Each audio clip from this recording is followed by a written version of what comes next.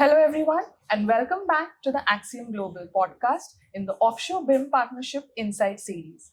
I'm Sujana Chatterjee, and in our fourth episode, we are going to discuss why education, skills, and training are vital for the efficient delivery of AEC projects. With me today is Nitin Mukhi, one of our managers who has more than 14 years of experience with in house training in the AEC industry.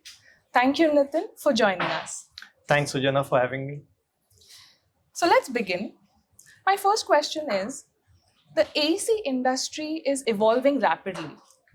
Digital tools, BIM mandates, AI integration.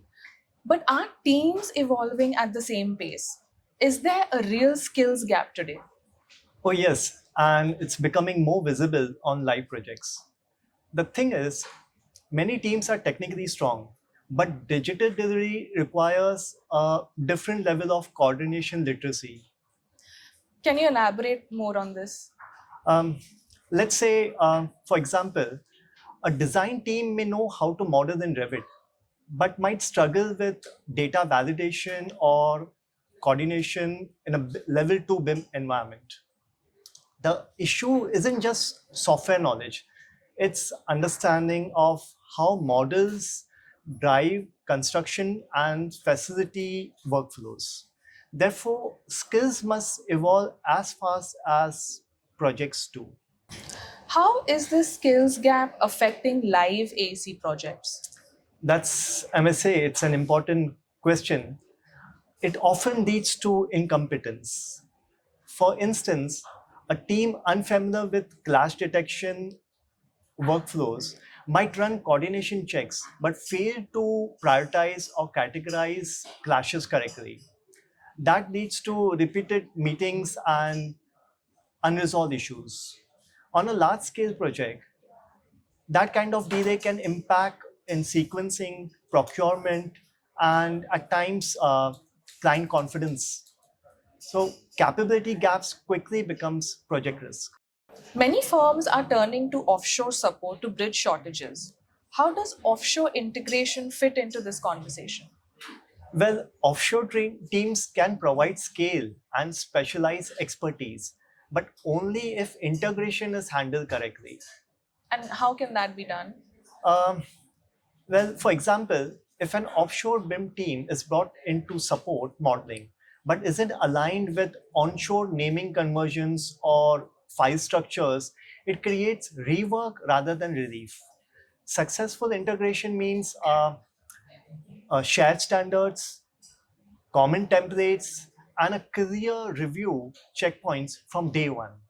Integration determines the impact of project. So, when facing a skills shortage, should firms train their existing teams or hire new talents? Well, it totally depends on the urgency and long-term strategy. If a firm wins a technically demanding infrastructure project requiring advanced parametric modeling, hiring a experienced specialist may be necessary to meet the immediate deadline. But having said that, for sustained capabilities such as uh, improving model QA processes across multiple platforms, I believe training existing team members creates internal champions who strengthen the organization long term. That's something very important you mentioned there. Yeah, exactly. And there is a wise saying, we hire for speed and train for strength. What about retention? What happens after you invest in training? Well, I must say it's quite challenging. That's where the firms struggle.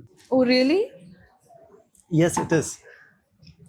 Imagine investing 6 months training a coordinator in advanced BIM management and ISO standards, only for them to leave for a competitor offering a clear career path. In my opinion, without progression plans, mentorship, or exposure to challenging projects, trained talent becomes a flight risk. Retention must be planned alongside training, not after it. Development without retention is just like you are recruiting for your competitors. That is something often one overlooks, doesn't it? Yes. So ultimately, this isn't just about filling gaps. You have a point here. Exactly. It's about building a structured ecosystem, aligning hiring, training, offshore integration, and retention strategy. In today's AEC landscape, capability isn't a resource, it's a competitive differentiator. So, how would you summarize these key takeaways? Uh, Skill shortages in AEC aren't just about numbers, they are about readiness. When digital delivery evolves faster than teams do, capability gaps do emerge. And those gaps affect coordination, productivity, and the overall project outcomes. Offshore support can provide scale, but without integration, scale becomes complex. And as I said earlier, hiring can solve immediate pressure, but training builds long term strength, and training alone isn't enough. Without retention strategies, investment walks out of the door. The real solution isn't reactive recruitment, it's a structured skills strategy, one that aligns with education, workflow integration, governance, and development with a long-term goals.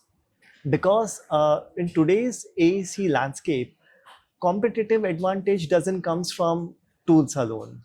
It comes from capable and continuous developing teams. To conclude, I would suggest that building the skill involves finding the right offshore support that focuses on training and updating human resource, their skills, and integrating a successful and a structured skill strategy while retaining the talent. Thank you so much for sharing those key and practical insights with us. My pleasure. With this, we end our Offshore BIM Partnership Insight series. If there is a particular topic or a conversation that you would like for us to discuss, please do share your thoughts. Thank you so much for joining us.